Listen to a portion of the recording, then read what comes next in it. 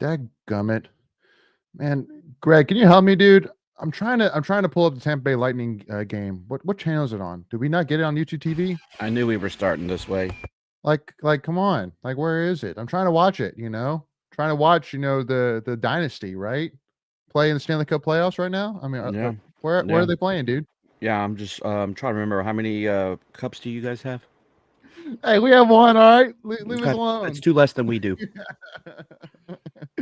What's going on, Wolfpack Nation? Welcome to the Tuffy Talk live show. We always love starting off with a little joke, but as always, though, go Canes. So here Hey, at I'm rooting Tuffy for you Talk, we are guys. I'm diehard, rooting for you guys.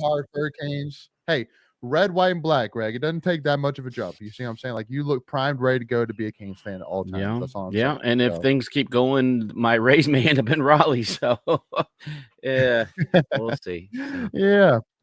Anywho, well, with that being said, Wolfpack Nation, you know the drill. If you've been with us before, you know how it's done. But if you haven't been with us, any questions, comments, concerns, get to them, and we will throw them in the chat, and we will get to all of them here today. But most of today, we'll definitely be talking about some NC State baseballs. There is a crap ton to talk about, and I know I'm telling you, Greg, is baseball season your favorite time of the year?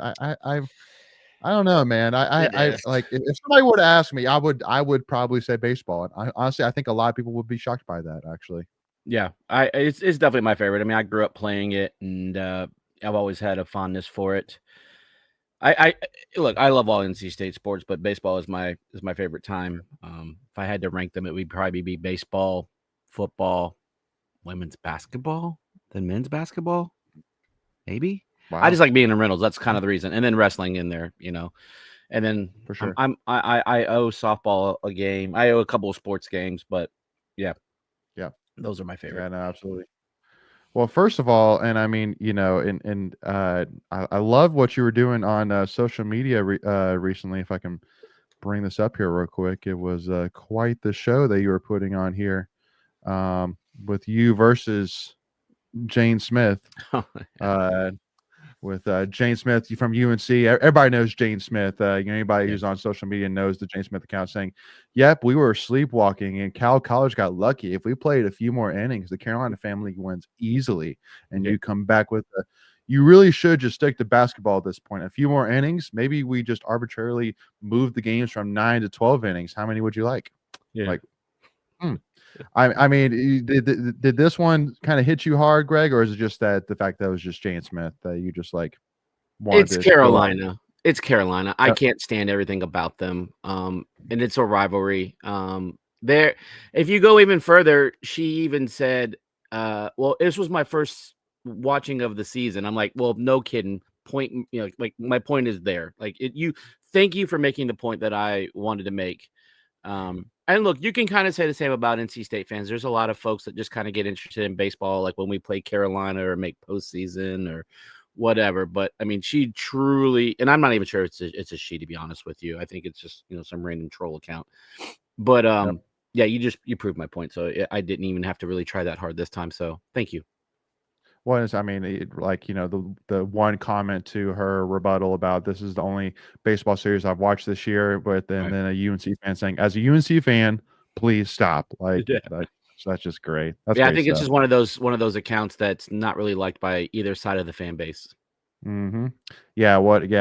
And I can always give a shout out to the first ever UNC account that we ever got blocked by for absolutely no reason whatsoever. The Countesses of UNC. I got blocked on my personal Twitter account and the Tuffy Talk account. Got blocked on both of them, so I can't even see them at all. So maybe that's okay. No, it's definitely okay. But anyway, though, definitely want to jump right into it. First and foremost, splitting a 2-game series versus Carolina, third game getting canceled due to rain. And we'll definitely talk a little bit about the reasons behind the cancellation, as I think that, Greg, I'm sure you would probably agree with me that there's definitely was reasons for it to be canceled outside of just the rain for sure. But, looking at it here in terms of, kind of, first of all, like, how do you kind of leave this series? Do you leave, satisfied? Do you leave disappointed? Do you leave happy? Kind of where's your kind of head looking back at this series? So I guess I'll ask you the further question. As a fan of baseball, a fan of NC State baseball, like, Yeah, because like as an NC State as an NC State baseball fan, how do you leave yeah, this right now? Like, do you you want to leave go win a satisfied? series. I mean, you want to go beat them on the Sure. field. You don't want cancellations. It was funny. Who did I know Savannah retweeted it in some it was Carolina. I think their baseball account was like the rivalry begins tonight or something like that. And you're like, well, I thought you guys weren't a rival. So for the NC State fan of me, I want to finish that series. I want to win at no cost or at any cost. And I think Leighton is frozen. That's awesome. Okay, well, I'll talk about it for a few more minutes. Sorry. There you're back. Sorry, bud. I was switching Wi-Fi's because I was having a ridiculous lag here on this side. Got you. But yeah, no, I mean it's one of those. I mean, first of all, I mean we went up 3 spots in the top 25 rankings. So I mean, Back at 13 again, which is wild, right? Like we can't get past know. that 13 ranking. I called it the Alex Sosa ranking, but it just feels like it's not a good spot for us. Every time we get to 13, we always want to fall back the next week. So I hate the number 13. I would rather them put us at 14 or 12. No, absolutely. Michael, what's going on, brother? What's up? Sup?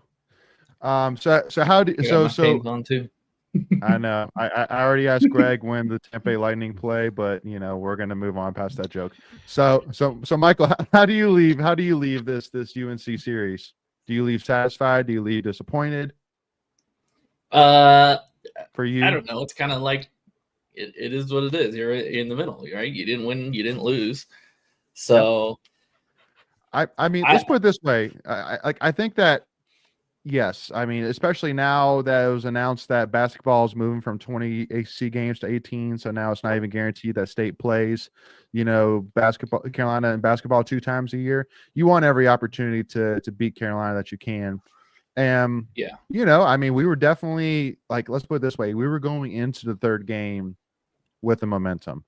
But I mean, being that it was going to be the senior day for UNC as well, they were going to go into that game with definitely some extra momentum. So let's put it this way: at the end of the day, just like you were saying, like you want the shot to beat Carolina. Like you're not going to pansy out of it, like saying no, like we'd rather not. Like no, at the end of the day, if you give me an option to play or not to play, I'm playing. Period. Because I'm not scared of nothing. But I mean, in retrospect, it's better for us, for our regular season hopes, for everything like that, to not play the game than to lose. Right. In retrospect, especially with how the rankings turned out, especially with how the rankings are right now in the ACC. Yeah, and that's kind of always when I look at these situations, kind of like how you gotta look at it from worst case scenario, because you could win, but you also could lose. So not playing is better than a loss, but obviously, it would have been nice. And I think if the weather was 100%, and we would play it, no doubt. Absolutely. But, yeah. At this part of the season, losses are more detrimental than wins. Right. Yes. No, absolutely. Rusty asked a question about chances of hosting a regional. We'll get to that here in 1 minute. And I even got Mama Smith here in the chat as well. Hey, Mom. And then Nick Pack fan, what's up, Wolfpack Nation? What's going on, Nick Pack fan? Appreciate you joining in. Definitely let us know how everybody feels. Rusty, Nick Pack fan, everybody else tuning in. Let us know how you feel about this series here. But Greg, I know with UNC, their picture that we saw on Thursday night had, I believe, a 10-0 record heading into that series. 9-0 now, and then 10-0. So, and then obviously him facing off against Marone, you knew going into it was going to be a battle of 2, all-star pitchers for sure. So, but, that's kind of the one disappointment, in the fact that it wasn't a more closely tight battle, being the fact that Marone did start that game. So, I mean, like, do you kind of agree with me on that assessment, Greg, or is it kind of water under the bridge a little bit?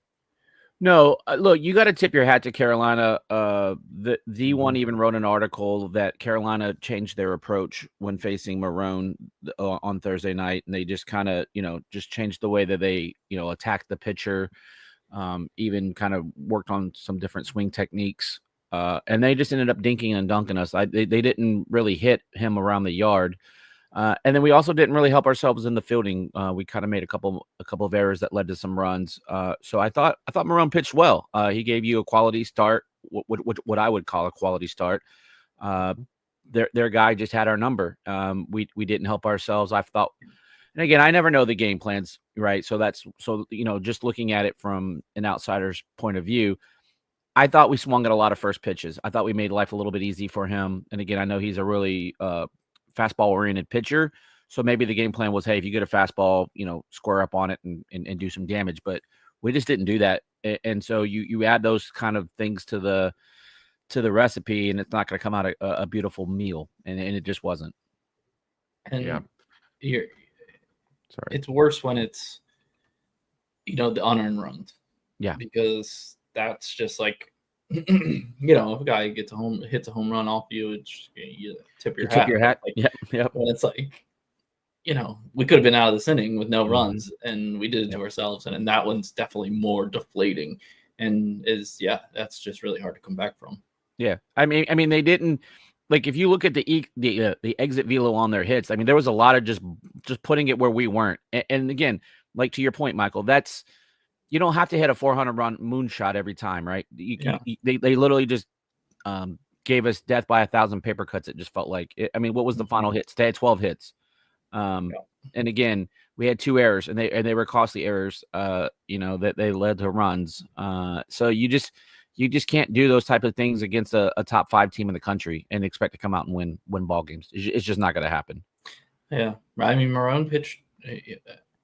Fine. Like it was good enough to win for sure. Yeah. I mean, not his best outing ever, but No, but he gave up. It says 5 earned runs, which I don't know. Like yes, it's 5, but it didn't feel like 5. But Knapp just look. He's a super senior, and he came back from Tommy John surgery, and he's just had a hell of a year. He's probably going to be pitcher of the year if that's a thing in the ACC. I don't know if they break it down like that, but definitely going to be a first team all ACC guy. And you just, sometimes it's just not your night. And we had 5 hits, and other than the Josh Hogue home run in the first, we did nothing.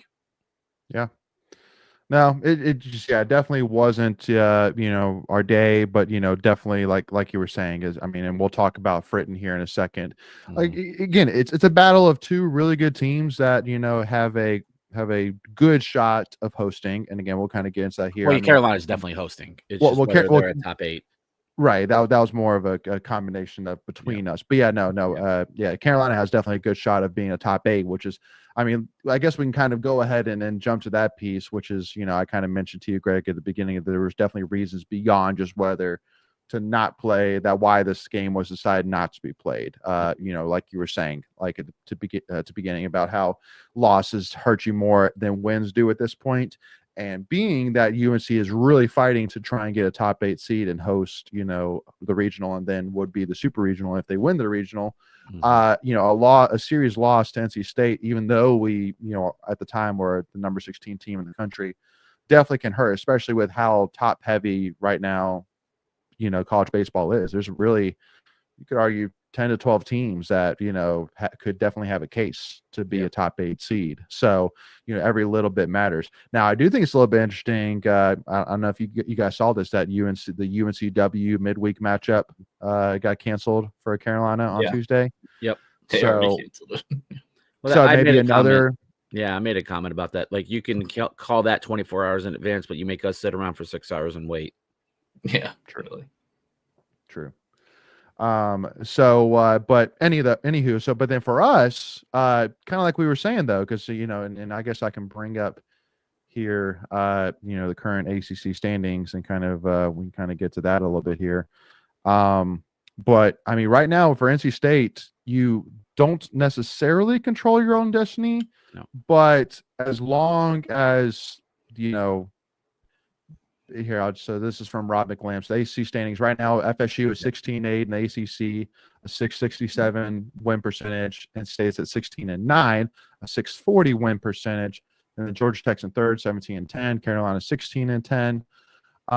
So basically, as he says right here, if FSU sweeps Carolina, then they win the ACC. Which keep in mind, Carolina is going to FSU this weekend.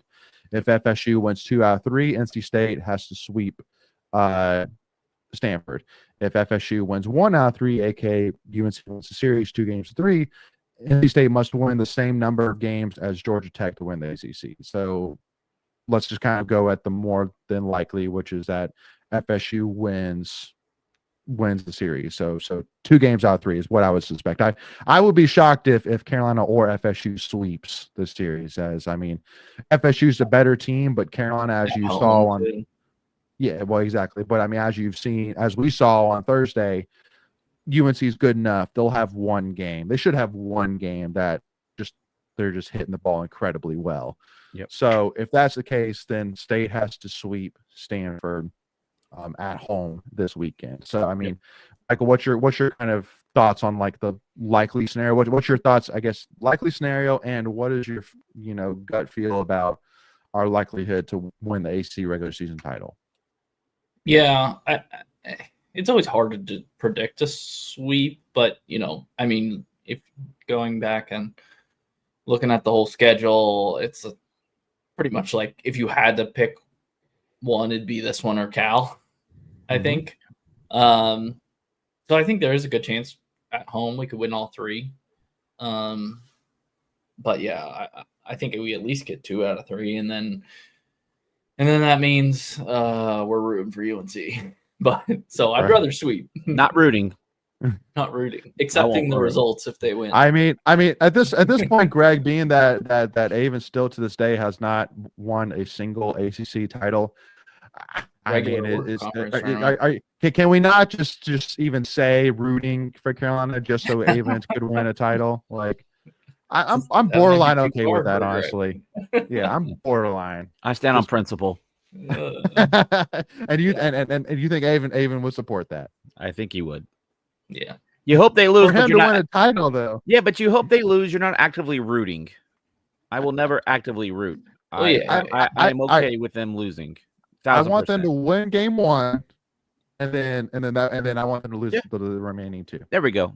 That's the best case scenario. And there's no way it's going to take all 3 games. No. Right? I'm trying to think about this. No, I mean, like, to determine who's going to win, right? Because if FSU sweeps, they win. So if they win 2 out of 3, we would still have to play. Sweep. Yeah, so it will really come down to the last day, and then with Georgia Tech in there included too. Because if UNC, that last note, if UNC does take 2 out of 3, then they could Georgia win. Tech, I think they're playing at Duke, so that'll be tough. But UNC can still win the championship with a sweep. Yeah.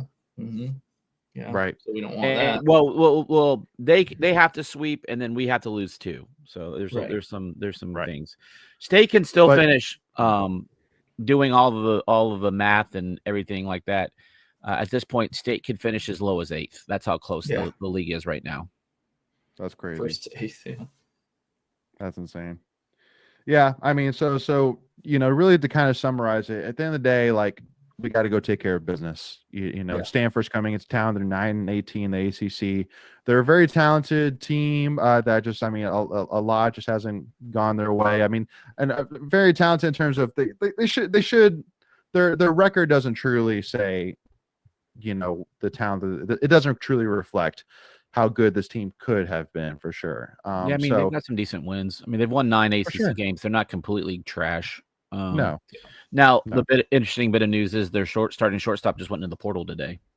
I saw that. Yeah, I saw that. That's like, and he's like really a big piece. Yeah, he's a big piece. He's about 3rd offensively on their team. If you kind of take the aggregate of all the offensive stats, he's probably 2 or 3 on the team. Doesn't hit for a lot of power, but he hits for a good average, and he's driven in like 36, 37 runs. So that's going to be a void. And then, like defensively, that's a massive spot defensively, and so that'll be interesting to see how all that plays out. But still got to go out and play. That's right. Mm-hmm. Well, and oh man, what was I gonna say? I forgot. Sorry, y'all. Stupid brain fart. Yeah, I mean, and obviously too as well, being that now it's going to be our senior weekend as well. Like, just got to go take care of business. Go sweep Stanford like we should, and then let the rest of it play out. But I mean, I will be honest that if we sweep Stanford and FSU sweeps Carolina, I'm going to be heartbroken for sure. But because I really want that title so bad for Avon, man, I want it so bad. And again, we talked about earlier, I think I know Greg, you and I talked about it 2 weeks ago. But I mean, in my opinion, an AC regular season title is a little bit more impressive than a tournament title because it talks about basically a 30 game, how who was the best team over 30 games instead of who was the best team in a weekend, basically. So I think the last time we won the regular season was like 1986 or 1989. I can't remember which year it was, but it was one of those 2 years that we regular season. Yeah. Well, and to talk about Preacher Man's question here about why didn't they play on Saturday? I know graduation, but that doesn't take all day. I mean, you didn't want to be there. It was a mess. Really? Oh yeah, so Thursday, we played Thursday. There was no parking to be had. Like we had to park like 3/4 of a mile away from the stadium. Yeah, it was just a nightmare. Traffic was abysmal. Crazy. Yeah, it was just really bad. It was bad Friday as well. Thankfully, we were able to get there earlier on Friday. Kristen even took off work early just so we could make sure we could get parking. That's how bad it was. So you didn't want to be there Saturday. Dang. Well, but I mean, just to kind of summarize those is because the problem is that if NC State had lost to Carolina, then really their odds of winning the regular season title are gone. Pretty much gone. Yeah, it was done because you at that point you couldn't because you don't have the tiebreaker against Carolina, and then FSU would be FSU ahead. Right. Yep. So it would have been done. Yeah. So that goes to say why is it beneficial for NC State to cancel that game? There you go. Yeah. Because you'd rather have a shot than have no shot potentially. Right. And then why would UNC want cancels? Because they want to. I think that at this point they care more about getting the top 8 seed than necessarily trying to get an ACC title, regular season title. Yeah. Right. That's my thoughts here. Being that, I mean, they beat us 3 years ago for AC tournament title, so they're not quite as hungry for one as we are. So, well, and depending on how everything shakes out, we could face them in an ACC championship game. So right now we're the 2 seed and they're the 4 seed. So we would link up in a championship game only if the standings remain the same. Which again, there's a lot of potential movement with these standings. With if you're not the 1 seed, it's almost better to be the 4 than the 2 or 3 because you play Thursday and then you get the day off Friday. Correct. So you get an extra day of rest in there. So because then you could easily bring back a pitch first. Like it doesn't really matter as long as you're top 4. Yeah, I would agree. If you're not, I mean, in theory, you have an easier opponent if you're 2 or 3 in the semifinal. But I don't know. Like, would you rather face the number 1 on Saturday with an extra day of rest?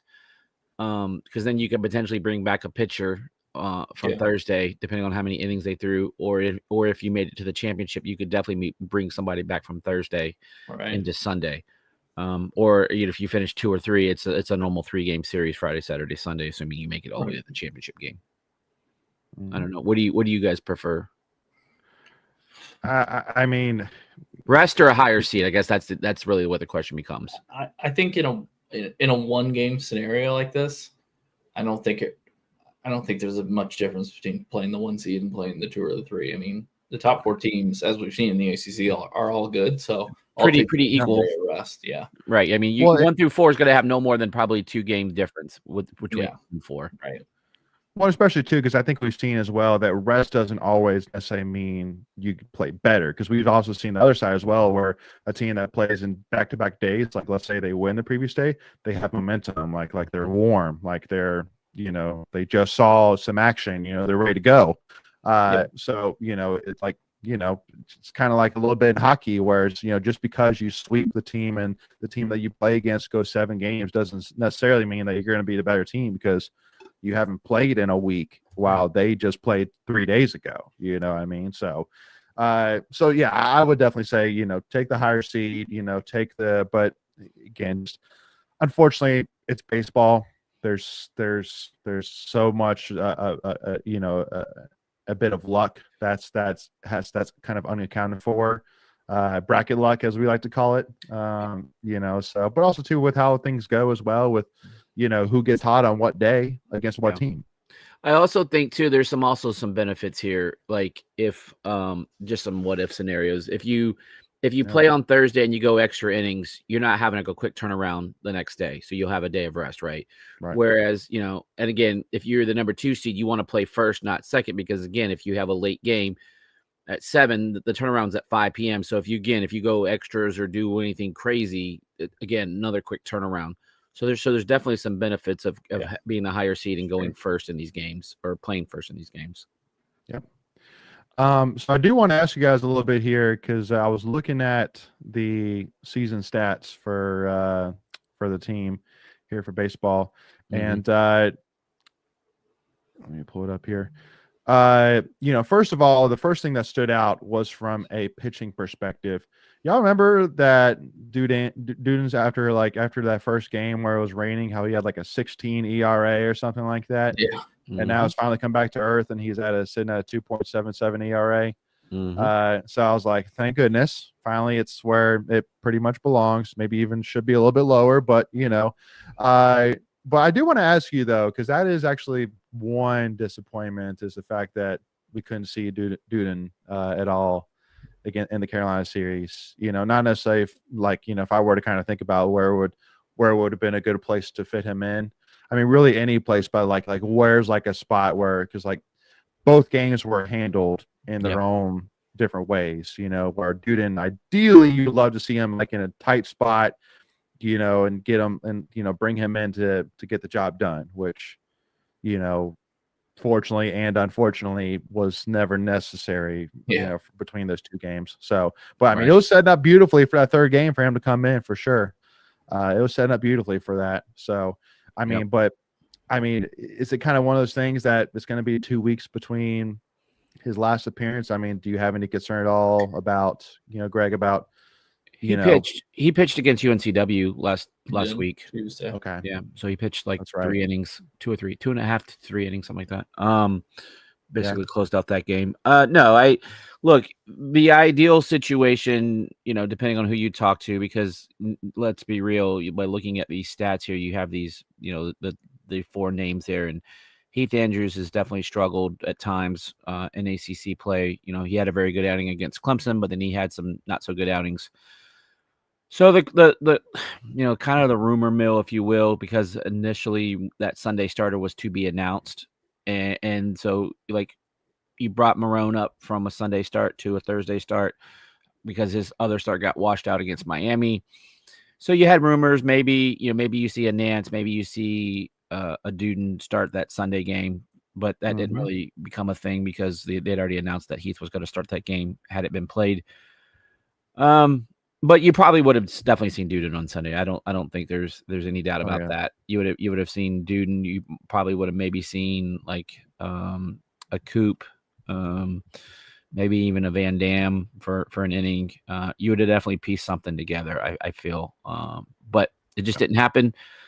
Nope. So now we're back to a Thursday game this week, and Heath didn't pitch. So now the question becomes: is Heath now your Thursday starter? You keep Dom as your Friday, and then you move Marone to Saturday. So that'll be something interesting to watch as we get further in the week. I'm just thinking. I think personally, I would probably go Marone again Thursday. You could and Friday, and then Sunday figure it out if you win the first 2 or if you need the third one. Right. I don't know. I think you have options. You have options. I mean, it really kind of is a little bit of hindsight 2020 decision, a little bit, in the fact that it's like one of those things like, we could bring Marone in and give ourselves a really great shot of starting off this weekend series on a really hot note, or the other side, which is you can have Marone to get the job done. So let's say you win the first 2 games, like, oh well, we got Marone coming again, time to get the job done. So it's kind of 6 of one, half dozen other, in my opinion. But I mean, luckily enough as well, I mean, as you can see here, I mean, you've had a lot of pretty solid options this season for sure. Yeah. I mean, Anderson Nance has been super impressive this year for sure. I mean, you see that with a 3 point, actually the lowest ERA for any of our starters. Well, he's not really a starter, but yeah. Yeah. But yeah, not really. Sorry. Yeah, it's true. But still, I mean, definitely Yeah. of the four, you know. But anywho, I'm also curious to see if the ACC tournament has anything to do with who they trot out and what days they trot them out. You know, we would be curious because again, you know, we could finish as low as 8th, and if you get 8th, that means you're playing on Wednesday. Yeah. Sure. So you'd only get the single bye. Let's not make that. Let's not let that happen. No. Agreed. But again, you know, does that determine, you know, anything? Like again, if you lose the first two, say you lose the first 2 games against Stanford, you know, and now you're looking at potentially sitting 8th. Does that change your philosophy of, you know, holding somebody back to get you through Wednesday? I don't know, you know, because because at that point it's like the 3rd game doesn't matter really, more or less, because you're going to be relegated to you know, you can still get top 4, you know, you can win 1 game and still make a top 4, but it'll be interesting. So in that case, as long as you don't get swept, as long as you don't get swept, then we 1 win locks us into top 4, but that could be anywhere from 1 to 4. So if we get swept, then you're looking at finishing 8th. Potentially. Okay, so all of so really, anyway, you look at it, all 3 games this weekend are going to be somewhat meaningful, important. Even if you lose the first 2, that 3rd one, like you're saying, to stay out of playing Wednesday. Yeah. Which if we get swept by Stanford, I'm not going to be coming on here next week talking about how we're going to do in tournament. I'm saying what the. No, and I don't want to put that bad mojo into the atmosphere, but you know, we're also have a show to talk about. So, you know, you want to talk about potential scenarios, and you know, you know, as much as we want to sugarcoat NC State, you know, there is reality. Sure. That's a possibility. You know, and I don't want to talk about this either, but there is some chance for weather on Saturday. Oh, God. So that makes it interesting. It makes it super interesting. Because by that point, it depends how the FSU Carolina series goes a little bit and how the Georgia Tech series goes. So the one thing to keep in mind, and I haven't checked the game times for Duke and Georgia Tech, but the Florida State series, all of those games start 1 hour after we get started. So most likely we'll have some baseball to watch after we play each night, kind of quote unquote scoreboard watch. Yeah. Fascinating stuff. Really fascinating. And everyone ends on Saturday. So that's another thing to keep up. Like, because the ACC tournament starting on Tuesday, everyone ends on Saturday. And I would imagine if there's weather, potentially, there's probably going to definitely be a travel curfew in effect, because I'm sure Stanford is going to fly commercial all the way across backcountry. Yep. So that could play into this if there's weather. Just things to keep in mind. But hopefully none of that happens. We get good weather and we kick their ass and then become regular season champions. Yeah. Let's go. So I do want to ask though real quick, you know, Michael, who would you say here on this list for the batters has impressed you the most this season so far? Impressed the most. Putting you on the spot. I mean, I know. I mean, because you can kind of go a couple different ways. Like, I think DeCrisio, his average has kind of fallen the last couple of weeks, but you know, I don't think they were really counting on him to come in and hit. He got 8 home runs. Like, I think the power, the little bit of pop you got from him has been the most impressive. And then I think Ty Head too. I mean, he was a highly regarded prospect, but I think he's pretty much lived up to that. Lived up to the hype of him coming in. Yeah, he struggled a little bit too of late. We've had some guys kind of struggle. To your point, if you want to throw that question at me, I would go. I think McHugh. That was the easy answer. So that's an easy answer, but what impressed me, and I don't know, like if you look at that number, he leads the team in hit by pitch. 13. So while that might not be traditional hitting, that definitely helps on base. The OB percentage. But he's hitting for a really good average. I would like to see a little bit more pop from him.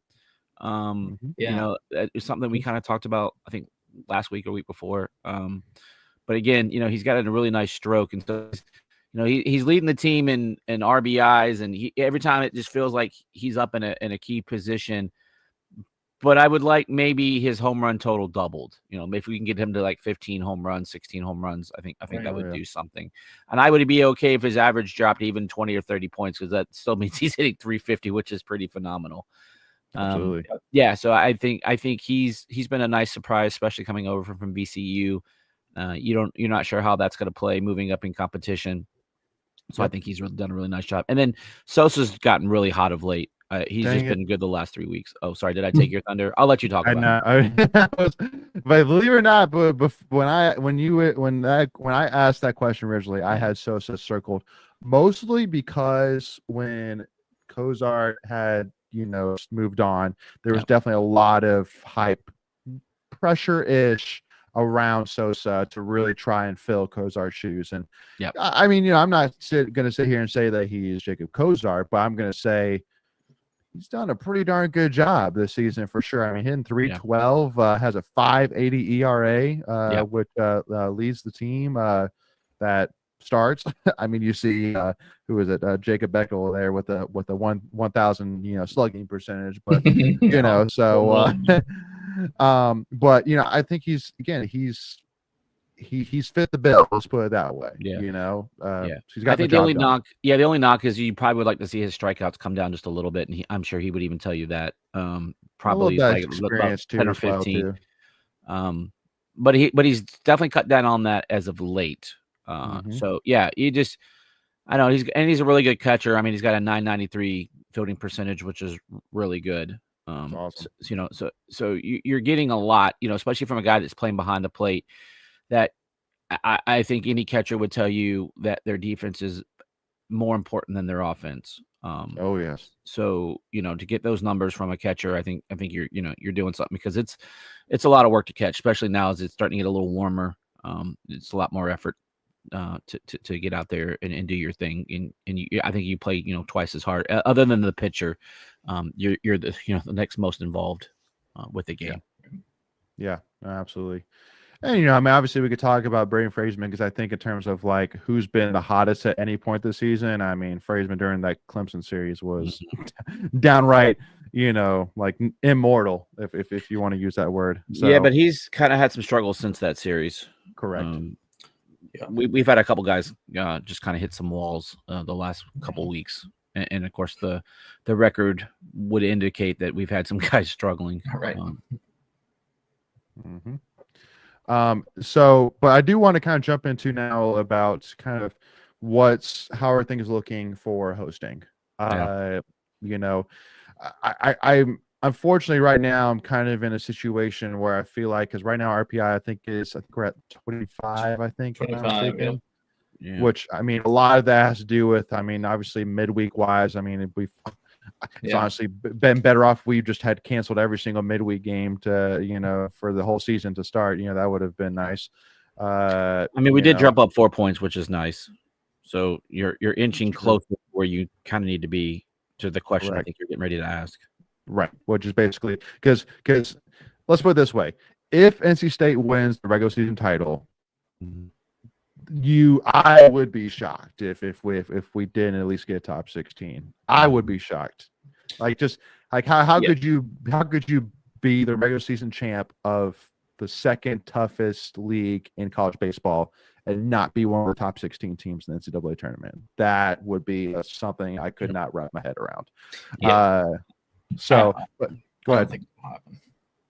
I think I don't know. I guess it depends on RPI where that falls, but I think we went 2 out of 3 against Stanford, and that may not win you the regular season title, but you'll bump up maybe 2 spots, 22, 23, and with that, at that point you'd be 7-2-1 in ACC series with 18 ACC wins. Like, I feel like that's you're in. You're a host. Yeah, and then again, I know the committee may or may not care about an ACC tournament, but depending on where you fall, you could be facing a Carolina and a UNC or Clemson, which would help your RPI. And even if you don't win the ACC championship, but you get to like the championship game and you knock off like 2 or 3 of those names that I just gave you, that's going to bump up the RPI as well. Right. And I think if you can get around 19 to 20, I think you have a legitimate chance to host a regional. Anything higher than 20, ideally 19 or better would be where you want to be. But if you get to 20, I think that's probably the cutoff of making a host or not making a host. But again, it just depends on representation in that room and who fights for who. And because the year we didn't make the tournament after we went to Omaha, we didn't have an ACC person in the room. So it just depends on who you have in there and what they're willing to fight for. Yeah, no, absolutely. Which, and I say all this that I can't put it past the NCAA committee because, I mean, they had ECU as the 16th host instead of Duke last year. So, Yeah, but some of that's just because of I know we talked about that facilities and like there's other things into that. But I don't say I'm not saying it's not right. I'm not saying it's right. Well, and again, it was great. And unfortunately, the well, and that's what I'm saying. And they lost to the 4 seed. Like you're talking about the NCAA committee eating crow. Like they ate all that crow and then some. Watching that series against Well, in the year that we didn't make the tournament, the last team that got in was Ole Miss, and they ended up winning it all. Or Florida was like the last pick last year to get into the tournament, or maybe not the last, but one of the few last ones, and they make it all the way to Omaha. You just don't know. It's all about matchups and who gets hot and so on and so forth. But back to the original point, I think if we get around 19-20, I think we have a shot. Just hopefully the NCAA committee learns and understands once and for all that you can never trust ECU baseball. You just can't do it. So especially this year. They can't get the job done. They just can't. So they've proven time and time again. I mean, Stanford's number 54 in the country. Again, that may not sound like anything great, but it's still a quality win. Like it's not going to tank. Correct. If you drop one game, it's not going to tank your RPI like losing to like UNCW did. ECU. Yeah. But I think know. Where are we? Like pinch me. Like the ECU would be looked at as a terrible loss. Like, we didn't. Yeah, I mean, and again, it was kind of good that we didn't play them in that rain game a couple weeks ago. Like, it would have probably dropped us in RPI even winning in that game. They're so bad. And then again, you probably, we talked about it earlier. If you go and beat Carolina, you probably get bumped up another two spots, right? So that then it makes this weekend a little easier to get to that magic number. But again, if you lose, then your RPI drops, and then now you're out of a chance to host. I honestly, I don't know. Back to yesterday, just real quick. I don't know. It had to be a mutual agreement. Yes. But I don't think either of those coaches really wanted to play yesterday. I just don't. I just don't think they were really trying. I think, and I think it was a couple things like. Not we talked about RPI, but I think it goes back to the ACC title race. Like if we had lost that, we were probably done. I don't think we would have been out. And if UNC had lost, I think they would have had to sweep FSU, and we would have had to get swept by Stanford for them to win. So like now it's like, okay, 2 out of 3 here for them or 2 out of 3 for us. So I think that just kept both teams alive going into this last weekend. Well, again, for UNC's case was more around the top 8 host than it really was for the ACC tournament. Yeah, because they're right on that line. Yeah. Because again, UNC has bigger goals this year than an ACC regular season title, and in order to give themselves the best shot, you want to be the top 8 seed. So, I'm just thankful I didn't have to see those ugly pinstripe uniforms Carolina wears, because that was what they were going to wear yesterday. So I for that I am thankful that it rained. They are pretty disgusting, not gonna lie. Yeah. So I want to jump into a couple pieces of news here real quick. Greg, any final comments here about baseball for kind of put a bow? Well, we didn't really talk about it, but Fritton had a hell of an outing on Friday. Incredible. He was. I mean, he worked himself out of some jams. I thought it was.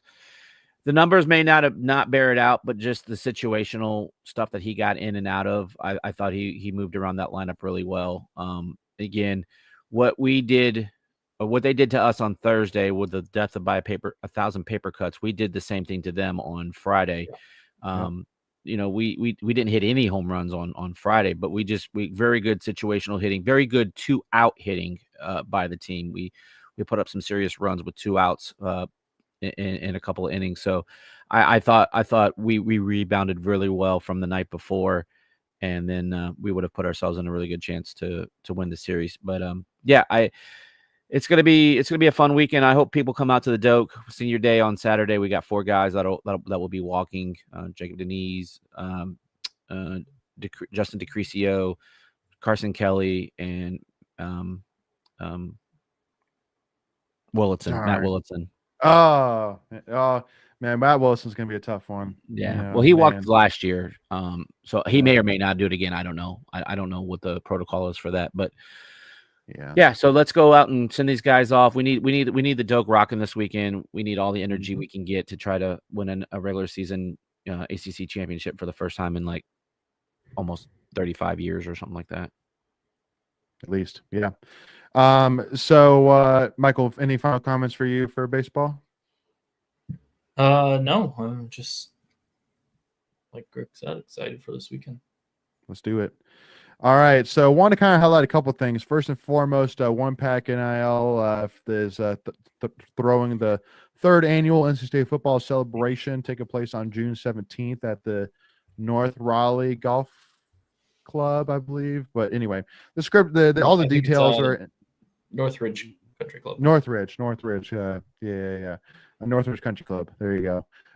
Thank you, Michael. But I mean, like, look at the list of these legends that are scheduled to attend: Bradley Chubb, Peyton Wilson, Drake Thomas, TJ Graham, Emeka Mezzi, James Smith Williams, Isaiah Moore. Like, man, that is a heck of a room right there, man. Yeah.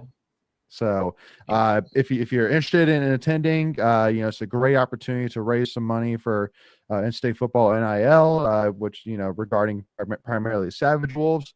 And again, I mean, it's a great time. There's a lot of amazing prizes that you can bid on and win, and you can meet some of the biggest NC State football legends of all time, for sure. So make sure to go, and if you're interested in attending, go get your tickets and before they all sell out. So, but Greg, I know for me that one of my prides and joy, and this is a fun little story here, and this is maybe a reason why NC State fans should support other sports more. But Michael, Greg, have y'all heard the story about how I got a Peyton Wilson game-worn football jersey? Ever told you all that story? I don't remember. Maybe. Okay. So it was not this year, but last year at the NC State Wrestling fundraiser.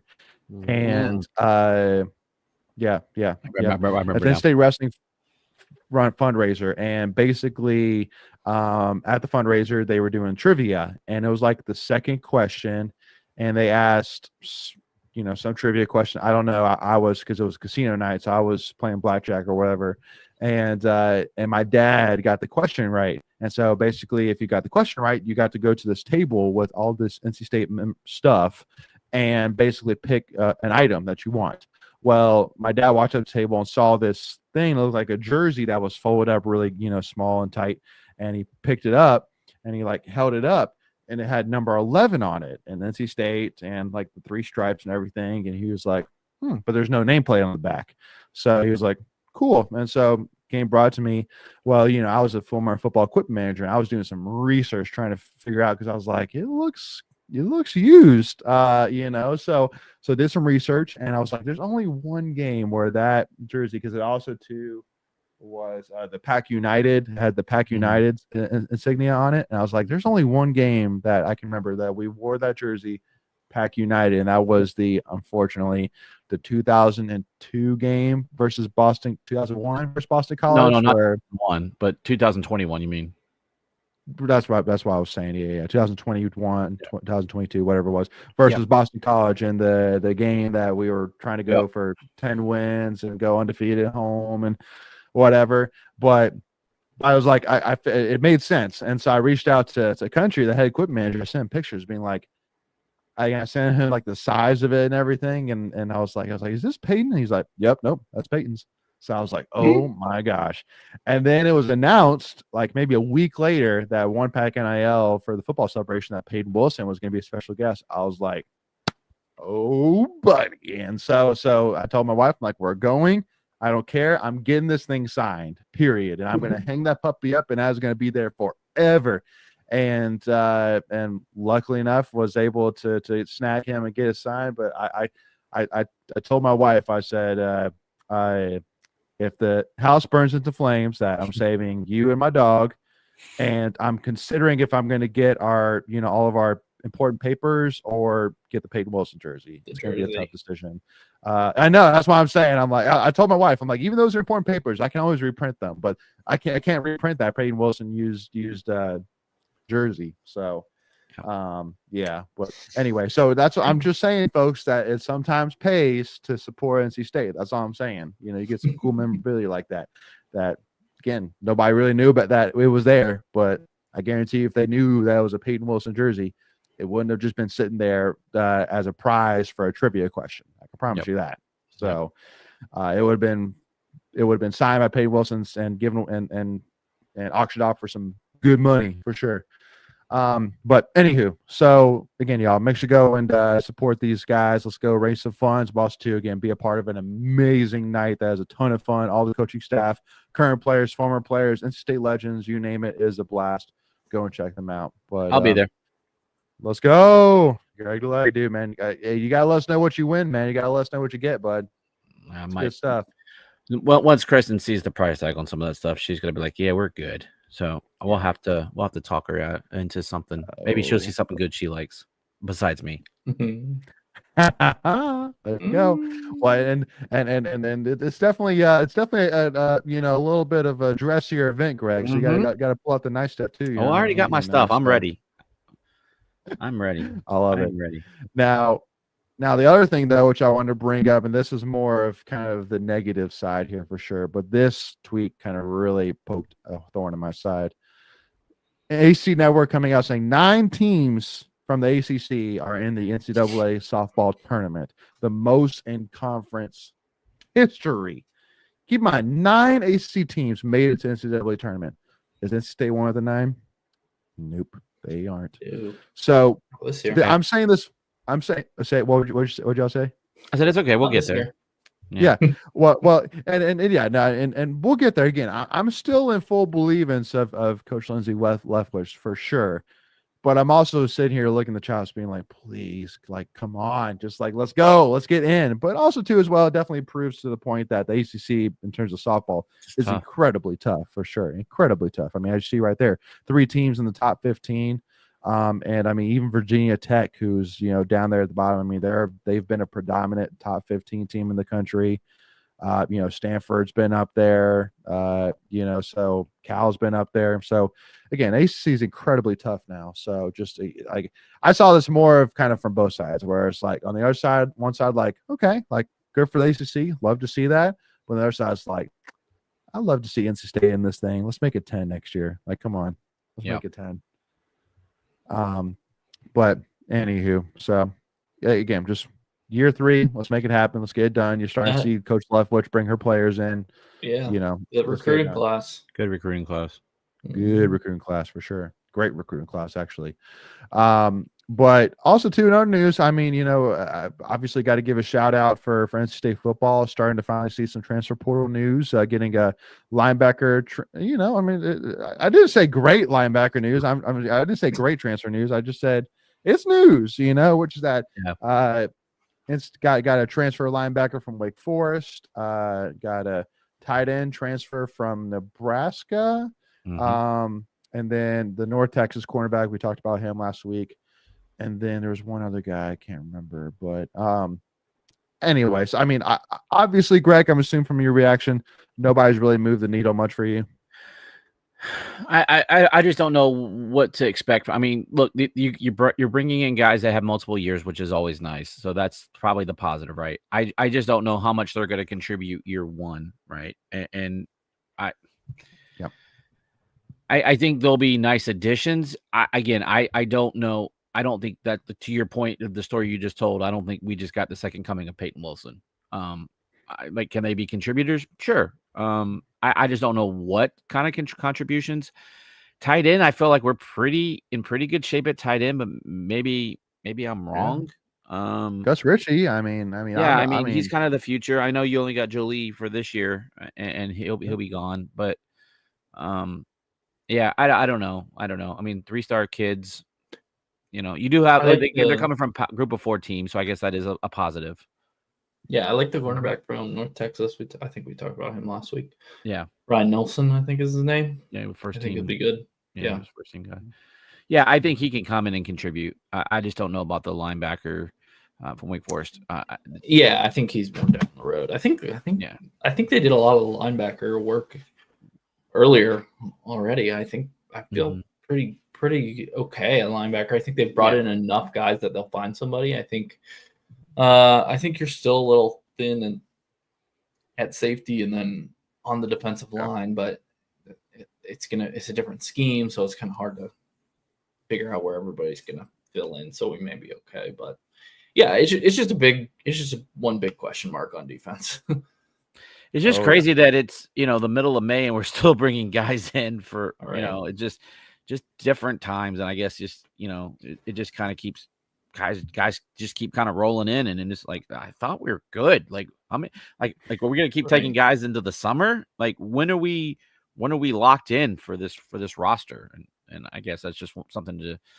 I don't even know like what number we're at scholarships. Like again, this thing is so fluid. People coming and going. I don't even know like where we're at numbers wise, and I'm sure I could go look it up, but I'm lazy.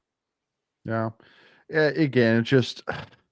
Here's the thing: is I think there's no doubt about it. Doran knows the pressure that he has for this season. I think that definitely has had something to do with how the spring season was handled, being that everything was very closed door, even to the media.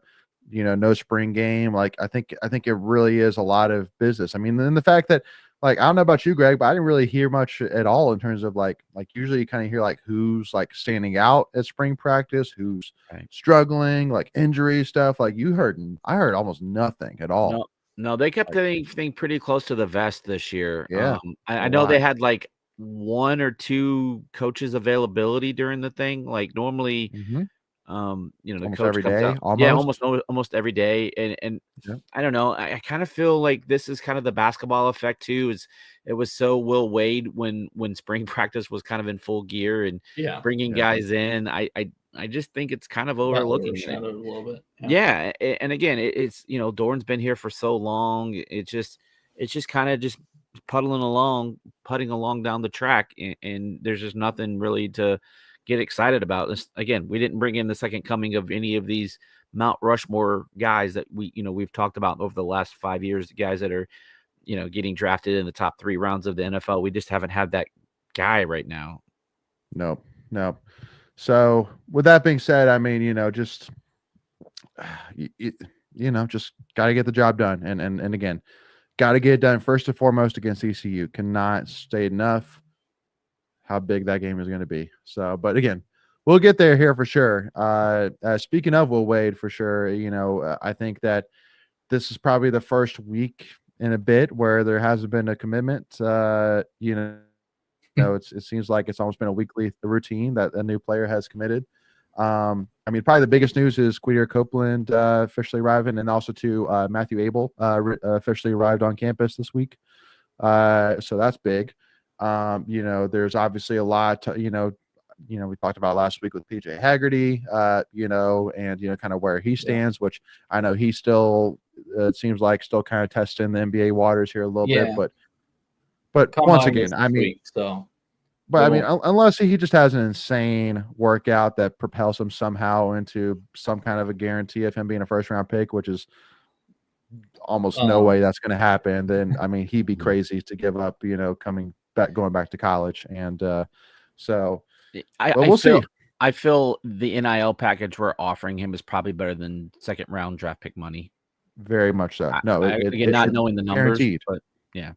No, it's guaranteed. Yeah, well, and again, because that's it. And again, I'm not even like yeah, it's just. I mean, with a player like that, who again averaged 21 points a game over the last 2 seasons, I mean, he's easily one of the top transfer portal, prospects in the whole country.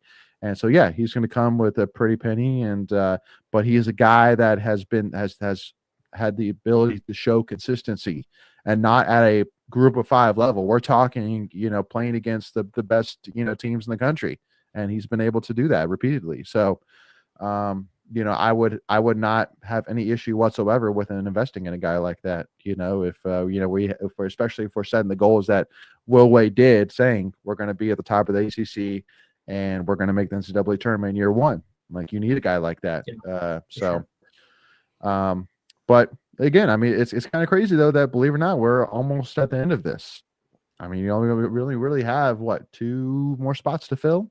And we're at 10, so you technically have 3 more. 3 more. Yeah. Well, sorry, two rotation / starter, 1 developmental guy. Well, yeah, and you're at 10, but technically there's, Haggerty would be 11, and then there's the other foreign guy. I can't remember his name. That's potentially, coming. And so really, if you're following everything, it's really only 1. And then it just becomes, what are you looking for at that point? IPS had a nice one. I don't know when they posted it. I just listened to it today, but it would sound like you would probably want another point guard, just as a backup to Holloman, which kind of makes sense. You got guys that can play that position, but I think you might want another true guy. Yeah, he's the only true point guard on the roster. Right now. Which would make sense. True. So anyway, though, again, it's good times right now for NC State basketball, women's basketball. Once again, it's a little quiet. Bit of it's like I don't know, man. Like I'm just concerned at this point that did Zoe Brooks and Samaria and Tilda take account for too much capital to let us do much else. That's my concern. I've heard that. Probably, but I don't see any reason you would let any of them walk. Sure. Right. Of those 3, you don't. Yeah, no doubt. But definitely, if NC State wants to be in the ACC, title competition once again, we have a good bit of, pieces that we need for sure. But you're not getting anybody much better than Zoe or. Oh no, I'm not the portal. So it's like you have to pay to keep them. No, but it's kind of like it's kind of like what Will Wade's doing right now with building a roster, where it's like, even though, yes, Zoe Brooks has been absolutely insane, phenomenal, one of the best players to ever play at NC State, in terms of talent wise, that if by her being here, if again, if that kind of handcuffs us to the point where where it's basically a, one person show, then, it's kind of not really best for either side. Yeah. But I'm not necessarily saying you should get rid of Zoe, but I'm saying there has to be, a number where it makes sense of we're willing to pay you this much, but then if we pay you too much to the point where we're not able to get you any help, then it's not doing you any good and it's not doing us any good. Yeah. In the women's case, though, I think it's, we talk about you have to manage your budget and roster appropriately and figuring out who's valued where. I think in the women's case, it's less about that and just sheer volume of funds they have to go around. I don't think it's really you. I don't think there's enough NIL on the women's side to fully build a roster, so you have to pick and choose where you're going to do that. And and I think you have some other remaining pieces like a Woo. I think she can be really good if she gets developed.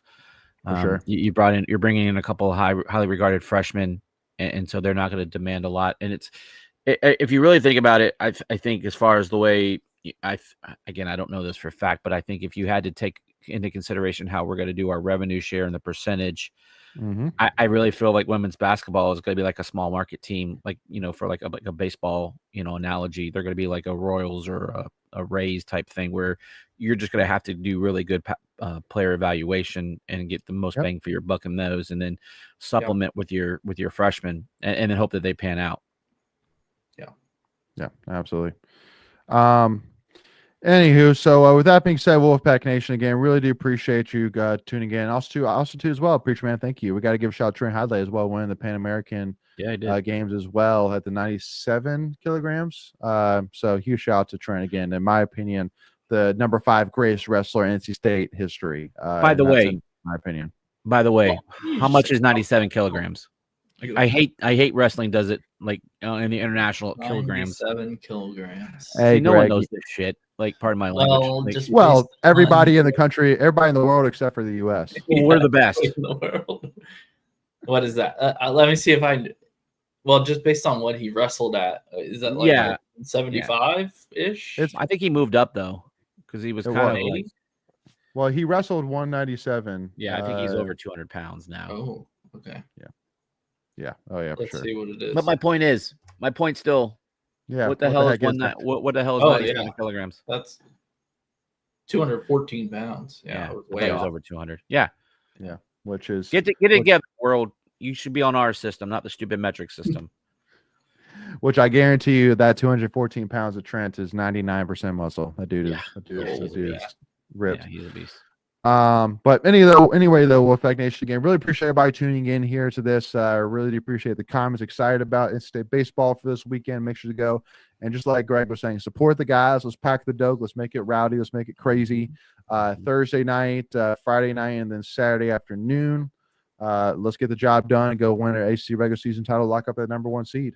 But with that being said, Wolfpack Nation, again, as always, make sure to hit that subscribe button, hit that notification bell, so that way you're notified on all of our live streams. Make sure to hit that like button if you enjoyed this conversation as well. And make sure to leave us a 5-star review if you're listening to us on Spotify, Apple Podcasts, iHeartRadio, wherever you listen to us. Do us a big favor, leave a 5-star review. Greatly appreciate that as well.